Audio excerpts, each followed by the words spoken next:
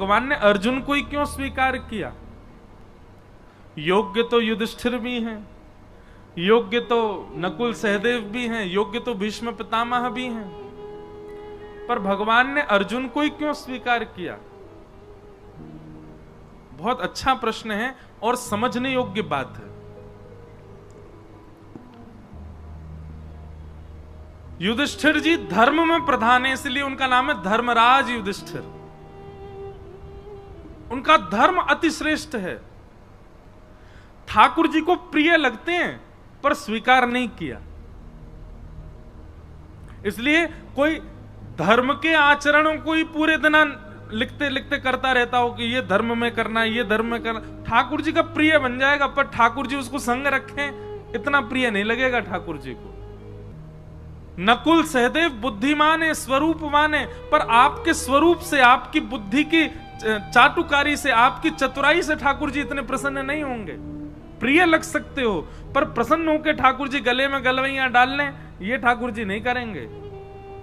तो ठाकुर जी को रिझाने के लिए धर्म का आचरण नहीं चलेगा। ठाकुर जी को रिझाने के लिए बहुत बुद्धिमान होने से काम नहीं चलेगा। ठाकुर जी को रिझाने के लिए बहुत बलवान, बहुत ज्ञानवान, बहुत धनवान, इन सब से आप ठाकुर जी के समीप भले ही पहुंचो। द्वारिकाधीश मंदिर में आगे बैठ के दर्शन करने हैं, पैसा दे के बैठ जाओगे, आप समीप पहुंच सकते हो, पर स्वीकार ठाकुर जी हजारों लोगों में बैठे कौन को कर रहे हैं ये ठाकुर जी जाने। तो दुर्योधन और अर्जुन दोनों गए भगवान के पास और भगवान से कहा महाभारत युद्ध में आप किस पक्ष में रहोगे?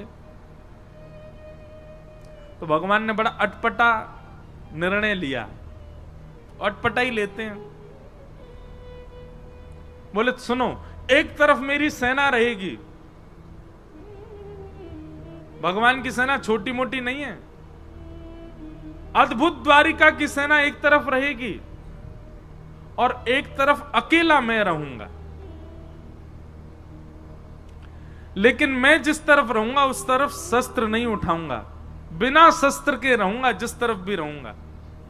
तुम लोग मुझसे बाद में मत कहना कि भाई तलवार उठाओ, धनुष उठाओ, भाला उठाओ, जे उठाओ, कुछ नहीं, खाली हाथ रहूंगा। एक तरफ मेरी सशस्त्र सेना और एक तरफ अकेला बिना शस्त्र का मैं।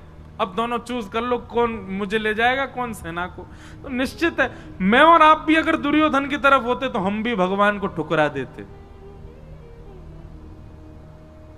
नहीं मांगते हम ठाकुर जी को।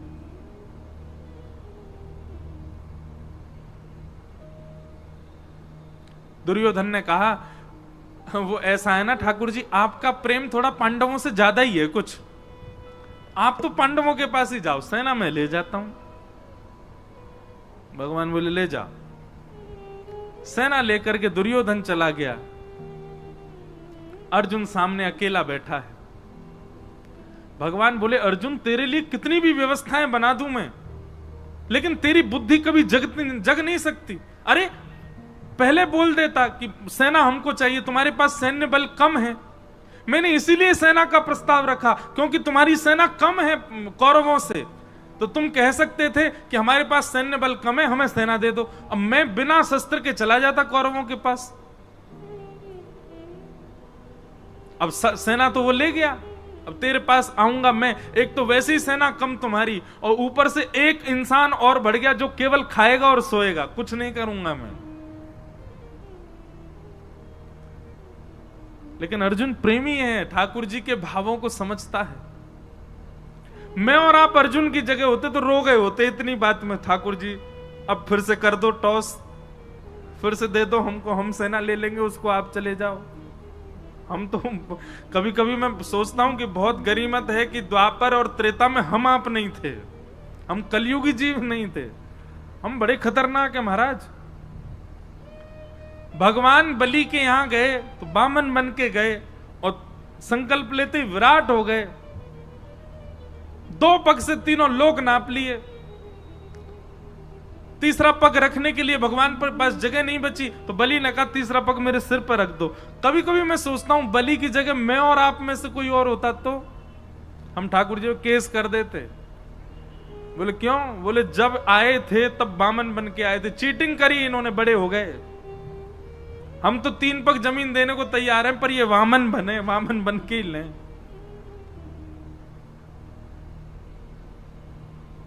बहुत चतुर हैं हम लोग, और ठाकुर जी की भक्ति में चतुराई नहीं चलती। आप जितने सहज, जितने सरल, जितने प्रिय ठाकुर जी को, उतने अच्छे लगोगे।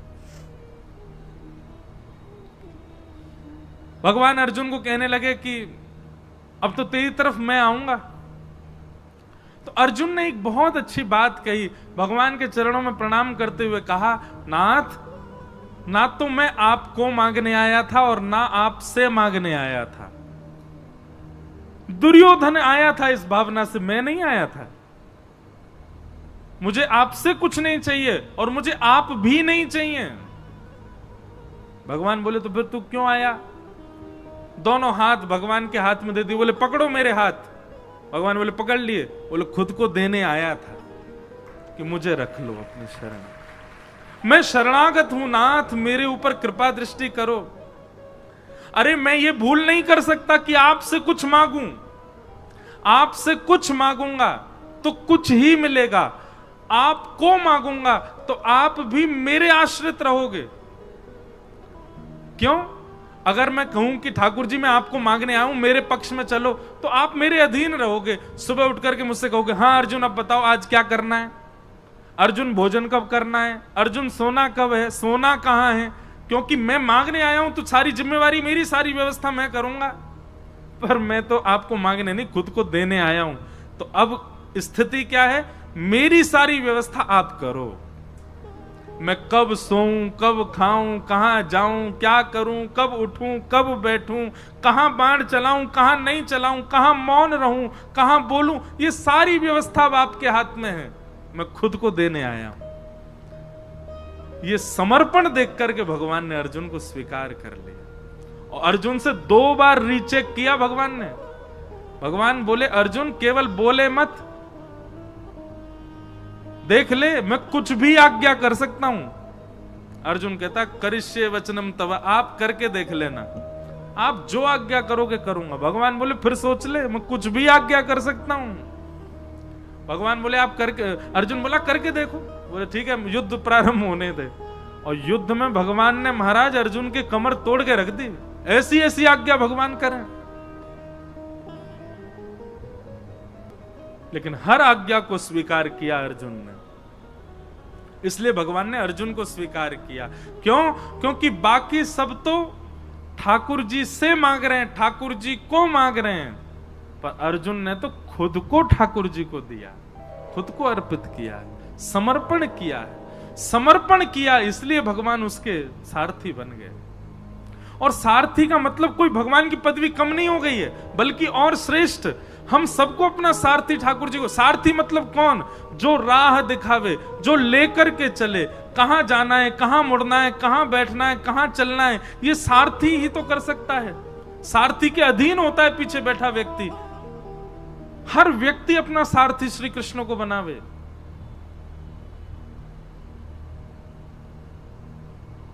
जहां ले चलोगे वहीं मैं चलूंगा, जहां नाथ रख दोगे वहीं मैं। ये जीवन समर्पित चरण में तुम्हारे, तुम ही मेरे सर्वस्व, तुम ही प्राण प्यारे। तुम्हें छोड़कर नाथ किससे कहूंगा, जहां ले चलोगे वहीं मैं चलूंगा। हम लोग ऐसे नहीं जी सकते। हम लोग तो बड़े खतरनाक है महाराज। सुख संपत्ति घर आवे, कष्ट मिटे तन का, ओम जय जगदीश हरे। और अंत में गाते गाते वो तेरा तुझको अर्पण क्या लागे मेरा, ओम जय जगदीश हरे। मेरा क्या है नाथ, सब आपका ही तो है। भगवान कहेंगे लाओ चलो वापस करो हमको, ये घर, ये दुकान, ये गाड़ी सब मेरी है, लाओ सब द्वारिकाधीश को अर्पित करके आओ। अरे ठाकुर जी वो तो आरती में लिखा इसलिए गा रहे थे हम, ऐसे थोड़ी कि आपको सब ले ही लेना है। अर्जुन जैसा समर्पण नहीं है हमारे पास। अर्जुन जैसा समर्पण लाओ। भगवान ने एक बार कह दिया तो ना, हां तो हां, ऐसा समर्पण था अर्जुन का। इसलिए भगवान ने अर्जुन को स्वीकार किया। कोई समर्पित हो अर्जुन के भांति। और एक बात मैं कथा में कहा करता हूं, भैया अगर आपकी इस कथा को सुनकर के मन में आ गया हो कि हम भी अर्जुन की तरह समर्पित होंगे, तो पहले ही ध्यान रखना, कस करके सीट बेल्ट बांध लेना अपने जीवन रूपी हवाई जहाज में। क्योंकि जैसे ही आप ये निर्णय लोगे कि अब जो ठाकुर जी जो कहेंगे हम वही करेंगे, ठाकुर जी जो देंगे वही पाएंगे, ठाकुर जी जो चाहेंगे वही होगा, तो फिर बहुत ऊंची विमान की ऊंचाई होगी, रोलर कोस्टर जीवन बन जाएगा। कब ऊपर, कब नीचे, कब यहां, कब वहां, कब महाराज झकझोर के फेंक देंगे ठाकुर जी। लेकिन कभी छोड़ेंगे नहीं।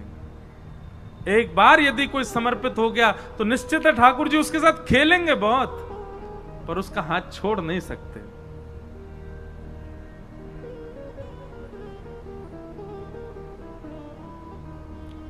हमारे इधर देखो, यहां देखो, यहां देखो,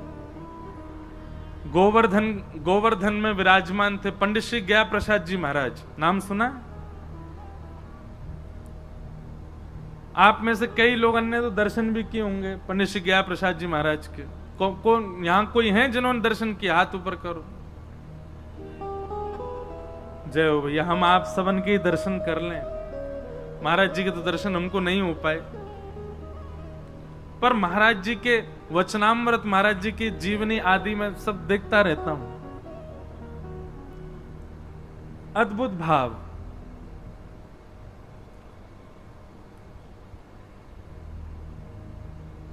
सब लोग सावधानी से कथा सुनो। कोई आए कोई जाए, आप तो बस भाव से सुनो कथा।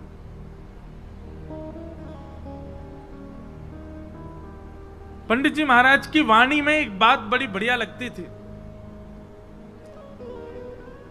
पंडित जी से किसी ने निवेदन किया कि पंडित जी, ठाकुर जी बहुत पीड़ा दे रहे हैं, ठाकुर जी बहुत परीक्षा ले रहे हैं, ठाकुर जी जीवन में बहुत संकट दे रहे हैं, आप कछु आज्ञा करो। कहा करूं?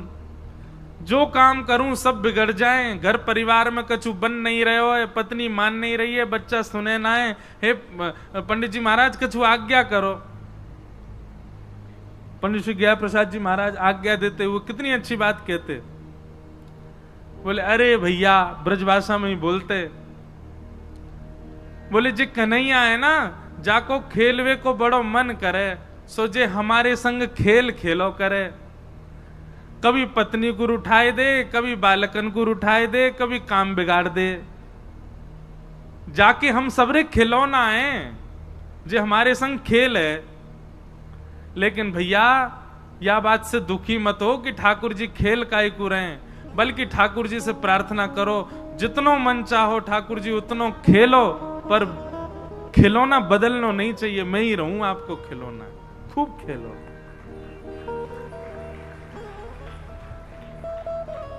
जैसो जीवन देनो है मुंह को दे दो, लेकिन नाथ मेरो त्याग मत करो। मेरे अवगुणों को ठाकुर जी आप देखना नहीं। तो मानो ये पंक्ति गानी प्रारंभ करी तो पहले पूज्य गुरुदेव भगवान आए, फिर पूज्य श्री रसिया बाबा महाराज आए, भगवती प्रसाद गंधर्व जी आ गए।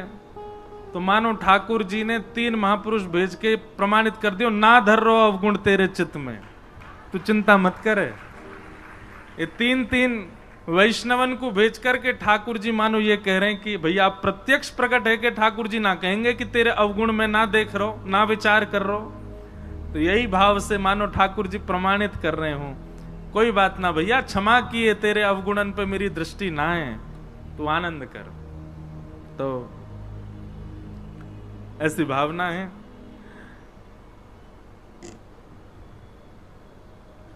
रसिक जनों के पद बड़े अद्भुत हैं। हमारे अष्टछाप के कवि गोस्वामी तुलसीदास जी की विनय पत्रिका, जैसे ये पद है ऐसी विनय पत्रिका में गोस्वामी जी का भी एक पद है। हरि जी तुम बहुत अनुग्रह कीन हो, हरि जी तुम बहुत अनुग्रह कीनो। अब पद तो ढूंढवे तो मिलेगा नहीं, लेकिन भाव बहुत सुंदर है वहां पर भी। बोले नाथ आपने मुझे बहुत बड़ा अनुग्रह किया। भगवान पूछ रहे हैं मैंने कहा अनुग्रह किया तुम पे? तो गोस्वामी जी कह रहे हैं बोले आपने सबसे बड़ा अनुग्रह तो यही किया कि आपने मुझे मानव बनाया। श्रीमद् भागवत में भी भगवान कहते हैं हृदय माध्यम सुलभम सुदुर्लभम प्लवम सुकल्पम गुरुकर्ण धारम मयानुकूलेन नभस्वतेरितम पुमान भवाब्धिम न तरेत्स आत्मा। मैंने मानव के ऊपर सबसे बड़ी कृपा यही की कि मैंने उसको मानव बनाया। अरे नित्य इसी बात का धन्यवाद कहो ठाकुर जी कि हमको आपने कोई जीव जंतु तो नहीं बनाया, मानव बनाया।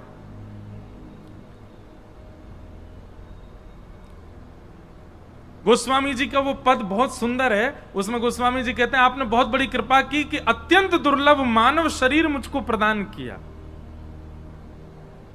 पर ठाकुर जी हम एक अनुग्रह और आपसे चाहते हैं, एक अनुग्रह और कर दो। भगवान कह रहे हैं अब क्या चाहिए? तब गोस्वामी जी कहते हैं कि संसार रूपी विषय सरोवर में मेरी मन रूपी मछली घूम रही है। बहुत ध्यान से सुनना, संसार रूपी विषय सरोवर में मेरी मन रूपी मछली डोल रही है। कभी या मन रूपी मछली को मन पानी पूरी पे अटक जाए, कभी डोसान पे अटक जाए, कभी लस्सी पे अटक जाए, कभी ब्रजवासी पेड़ा पे अटक जाए, कभी कहीं अटक जाए, कभी पल्ली गरी वारी पे अटक जाए, कभी छतवारी पे अटक जाए, कभी कहीं अटक जाए। हे ठाकुर जी हमारी मन रूपी मछली संसार रूपी विषय सरोवर में घूम रही है। भगवान बोले तो हम क्या करें? बोले जिस प्रकार मछली पकड़ने वाला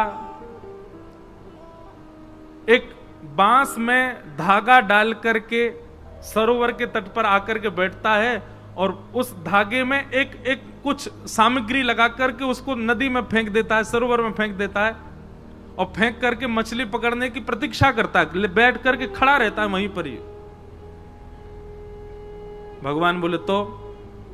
बोले नाथ ऐसे ही आप अपनी कृपा रूपी वंशी लेकर के और अनुग्रह रूपी वो धागे में कछु कृपा बांध करके या विषय रूपी सरोवर में छोड़ दो। भगवान बोले तुम क्या करोगे? बोले आप खड़े खड़े इंतजार करो, विषय में घूमते घूमते घूमते घूमते जा दिन मेरो मन रूपी मछली आपके वह कृपा रूपी सामग्री से आकर के टकरा जाए, जैसे ही वह कांटे में फंस जाए सोई रस्सी खींच करके मुंह को बाहर निकाल ली हूं। अब सुनने में तो आप लोगों को बड़ा सामान्य लगा, लेकिन ये भगवान को आज्ञा क्या दी जा रही है?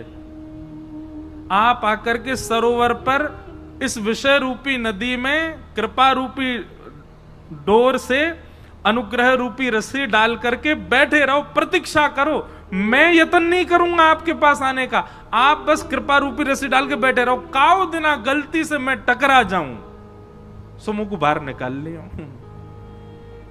भगवान बोले गोस्वामी जी बड़े चतुर हो आप, ऐसी चतुराई भक्तन में अच्छी है। सांसारिक चतुराई ठाकुर जी को प्रिय नहीं, लेकिन भक्ति में चतुराई हो तो ठाकुर जी को बहुत बढ़िया लगे। तो हम किस विषय पर चर्चा कर रहे थे? अर्जुन। भगवान ने अर्जुन को ही क्यों स्वीकार किया? महाभारत में इतने पात्र हैं, केवल अर्जुन ही क्यों प्रिय है ठाकुर जी को? क्योंकि अर्जुन ने पूर्ण समर्पण किया है। करिष्ये वचनम तव, आप जो कहोगे वो मेरे लिए अध्यादेश है, उसके आगे किंतु परंतु नहीं कहूंगा मैं। इसलिए भगवान ने अर्जुन को स्वीकार किया। तो महाभारत का प्रसंग सुनाया गया। अब प्रसंग बहुत बार विस्तार से कहा है, थोड़ा हम आगे चलते हैं। प्रथम स्कंद विश्राम कर दें, कल फिर ठाकुर जी का जन्मोत्सव भी होना है, महापुरुषों के थोड़े वचनामृत भी सुनेंगे। तो अभी हम विषय जो प्रमुख हो उसको थोड़ा थोड़ा कह के चलेंगे। महाभारत का युद्ध विश्राम हो गया, परंतु दुर्योधन ने बदला लेने के लिए अश्वत्थामा को भेज दिया और कहा जाओ जाकर के 5 पांडवों को सोते हुए मार दो। सोते हुए 5 पांडव तो नहीं मार पाया, पर द्रौपदी के 5 पुत्र उसी शिविर में सोए थे, उसको लगा अंधेरे के कारण 5 पांडव ही हैं, निर्दोष बालक मार दिए द्रौपदी के, जिसके कारण अश्वत्थामा को बंदी बना करके भगवान की आज्ञा मान करके अर्जुन ने उसके आधी दाढ़ी मूछ शिखा छेदन करके मणिम जहार मूर्धन्यम उसकी मणि को निकाल लिया और उसको छोड़ दिया, क्योंकि ब्राह्मण था, भगवान ने मना किया, ब्राह्मण है इसको मारना नहीं। अब इस विषय पर हम थोड़ा विस्तार करते हैं कथा में कि अगर भगवान मना कर रहे हैं ब्राह्मण को नहीं मारना चाहिए तो फिर खुद ने रावण क्यों मारा? भगवान मना कर रहे हैं ब्राह्मण को नहीं मारना चाहिए तो स्वयं ने नृसिंह रूप में हिरण्यकश्यप क्यों मारा?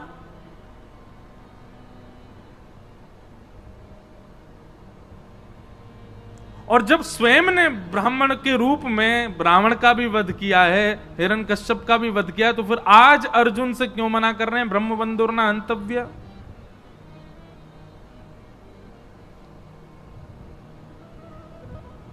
अब विषय तो बहुत बड़ा है, पर सूक्ष्म में कहूं, व्यक्ति 2 रूपों से अपना प्रस्तुतिकरण करता है। सब लोग बहुत सावधानी से सुनिएगा।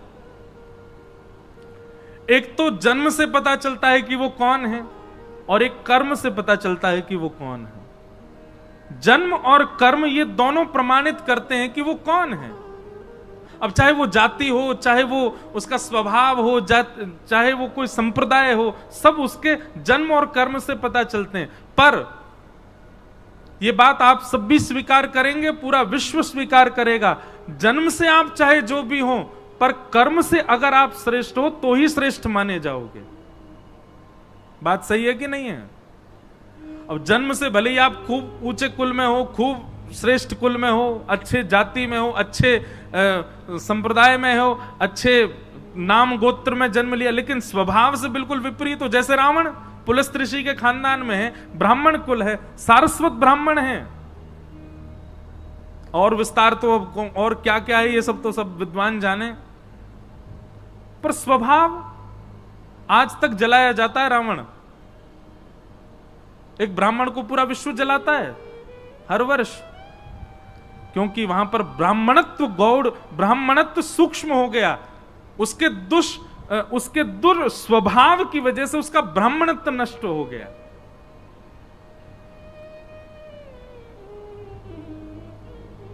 जन्म से और कर्म से हमारा स्वरूप पता चलता है।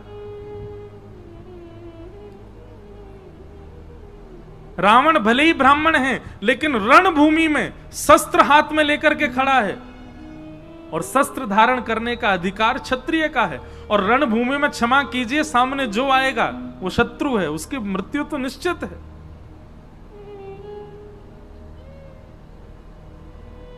इसलिए वहां पर यह नहीं देखा गया कि वो ब्राह्मण है, सशस्त्र खड़ा है। शास्त्र हाथ में होने चाहिए ब्राह्मणों के, तो शस्त्र नहीं, वो शस्त्र लेकर के खड़ा है और रणभूमि में खड़ा है, युद्ध भूमि में खड़ा है। और उसके बाद एक पर स्त्री को बंधी बना करके अपहरण करके खड़ा है, पूर्ण रूपेण अपने ब्राह्मणत्व का नाश कर दिया है। इसलिए ठाकुर जी ने वहां विचार नहीं किया है। और रही बात अश्वत्थामा की, ये आतताई है, रणभूमि में नहीं आया है। रणभूमि में अश्वत्थामा के पिता थे तो मारे गए, ये तो छिप करके एक कायरों जैसा काम कर रहा है। भगवान ने एक प्रकार से उसको ब्राह्मण कहकर के छोड़ दो, इससे कोई भलाई नहीं, इससे कोई ऐसा नहीं कि उसके ऊपर कृपा की, बल्कि अश्वत्थामा को और बड़ा दंड दिया। अगर इसको मार दोगे तो इसकी मृत्यु 2 क्षण में हो जाएगी, ऐसा करके इसको जीवित छोड़ दो कि हर क्षण मरे। बल्कि भगवान ने तो उसको और कड़ा दंड दिलवाया है। अश्वत्थामा आज भी चिरंजीवी है, आज भी जीवित है, परंतु अपने अपने चिरंजीव होने पर, अपने अमर होने पर अश्वत्थामा को कभी प्रसन्नता नहीं होती होगी, रोता ही होगा हर क्षण।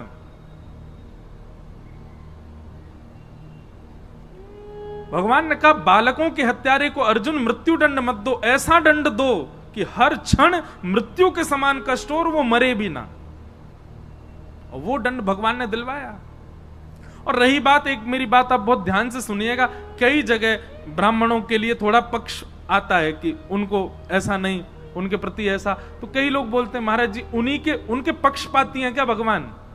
हाँ हैं। एक बात ध्यान से सुनना, सबके लिए दंड का निधान है, सबके लिए भगवान कहते हैं तुम ही दंड दे दो, ब्राह्मण को दंड मत दो। तो हमको लगता है भगवान पक्ष कर रहे हैं, ब्राह्मणों के लिए इतनी छूट कर देते हैं। नहीं, भगवान कहते हैं बाकियों को दंड तुम दो, ब्राह्मणों को तो मैं दंड दूंगा। अरे मैंने ब्राह्मण कुल में भेजा, इतने श्रेष्ठ कुल में भेजा, इतना योग्य बना करके, उसके बाद भी दुष्कर्म।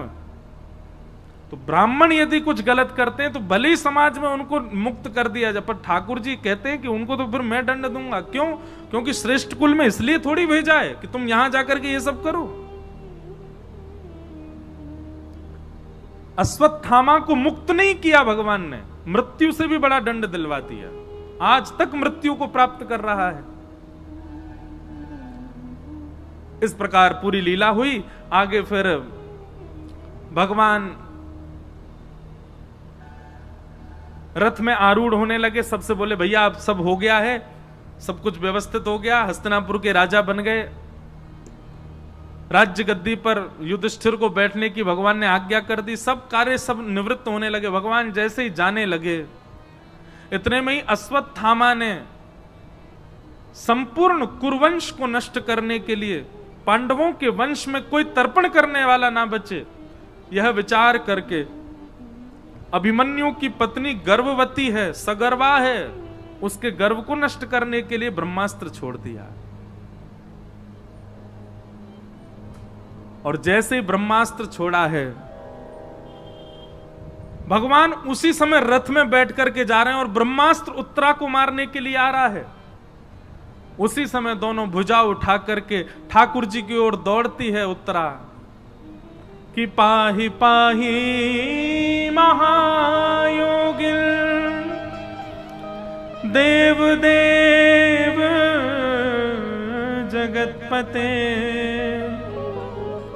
नान्यम तद्भयम पश्ये यत्र मृत्यु परस्पर। दोनों भुजा उठा करके पूर्ण समर्पण की भावना से ठाकुर जी की ओर दौड़ी है। हे जगतपति मेरी रक्षा करो। जैसे ही दोनों भुजा उठा करके भगवान की ओर दौड़ी, वहां युधिष्ठिर भी खड़े हैं, वहां अर्जुन भी खड़े हैं। अरे उत्तरा के खास ससुर जी हैं अर्जुन, अभिमन्यु की पत्नी है, अपने ससुर जी के पास नहीं गई। युधिष्ठिर राजा हैं, राजा के पास नहीं गई, किसी के पास नहीं गई, सीधे भगवान के पास गई है। और मानो सबको यह बता दिया कि रक्षक तो केवल और केवल यही हैं, द्वारिकाधीश जगतपति। पति शब्द का अर्थ क्या होता है? रक्षक। ये जगत रक्षक हैं। आप चाहे कितनी भी ऊंची पदवियों पर बैठे हो, चाहे कितने भी बड़े बलवान हो, पर विश्व रक्षक तो यही हैं। इसलिए किसी की शरण में नहीं गए। द्रौपदी ने जो गलती की थी चीरहरण के समय, सबके आगे हाथ फैलाए, आज उत्तरा ने वो गलती नहीं की, सीधी दौड़ी भगवान के पास। और मानो ऐसा विद्वज्जन कहते हैं कि उत्तरा ने भगवान से जाके कहा मुझे भले ही कुछ भी हो जाए, मेरे गर्भ के बालक को बचा लीजिए, मेरे गर्भ के उस बालक को जीवित रखिएगा नाथ।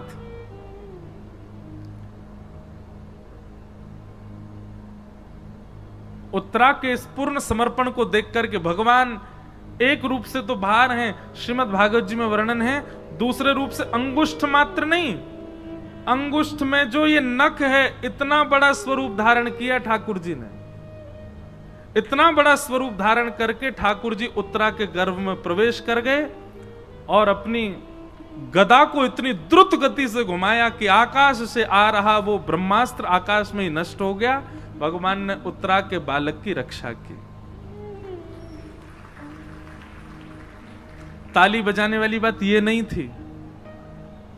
वैसे तो थी, पर इससे भी श्रेष्ठ बात अब आएगी। क्या?